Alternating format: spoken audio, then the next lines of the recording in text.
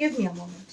আচ্ছা এই যে দ্য বিউটিফুল পেস্তা গ্রিন কালার, এগুলো প্রত্যেকটারই কিন্তু ভেতরে তোমাদেরকে কিন্তু অ্যাডিশনাল স্লিংটা দেওয়া আছে, ঠিক আছে।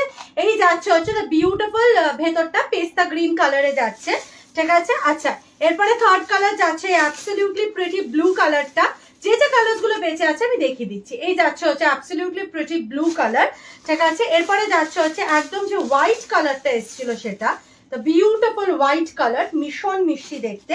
And the fifth colour is this beautiful pitch pink colour যেটা, ঠিক আছে, পিচ পিঙ্ক কালার যেটা, এই যাচ্ছে হচ্ছে পিচ পিঙ্ক কালারটা, ঠিক আছে। এগুলো প্রত্যেকটা প্রাইস যাচ্ছে 280, চলে যাচ্ছে 20 রুপিস অফ অন কমেন্টে, মানে 260।